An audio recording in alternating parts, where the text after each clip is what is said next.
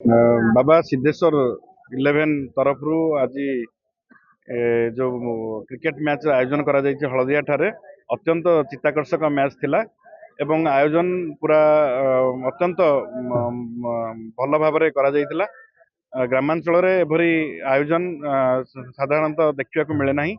किंतु एते भल भाव जो आयोजन करा आज देउली एवं दोलसाई भितर मैच अनुष्ठित होता मुझे मैच देखुली देउली टीम आज टूर्नामेंट रे विजेता होती तेणु मु शुभेच्छा जनइबी एवं ग्रामांचल ये क्रिकेट आयोजन जो मैंने आयोजक टीम को मु बहुत बहुत धन्यवाद जनइबी एवं भरपूर दर्शक एवं उत्साह भितर आज मैच टी शेष होती तेणु मु आशा करी जे क्रिकेट जो मैंने खेलुले उभय बैट्समैन बॉलर उभय दलर से भविष्य उज्जवल से निश्चित भविष्य में बहुत आगू जी विशेषकर कहबी तो गोटे ग्रामांचल खेल देखा गोटे आम ग्राम गोटे आम समाज गोटे गर्वर विषय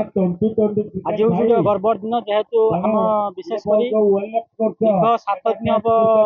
ये खेल चली जाइए 8टा टीम भाग नहीं सर्वप्रथम धन्यवाद जनइबी आमर बीएस 11 स्टार समस्त जो कमिटी मेंबर मान कहीं सहयोग एत उच्चकोटर खेल ये माने माने होइछि विशेषकर आज आज अंतिम दिवस फाइनल मैच एटी दोलसाई एवं देउला दुईटी टीम जे फाइनल उत्तीर्ण होती विशेषकर जो माने विनर रहिबे तांको 10,000 राशि पुरस्कार राशि एवं जो माने रनर्स अप रहिबे समान 6,000 राशि पुरस्कार रही आज विशेषकर फाइनल दिवस रे हमर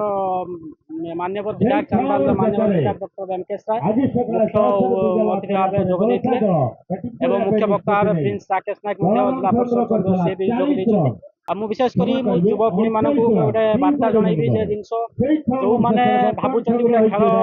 प्रथावस्त कराए संपूर्ण भूल खेल विभिन्न शिक्षा शिखाए जे कि संघर्ष हो तुम संयम एकता हो ए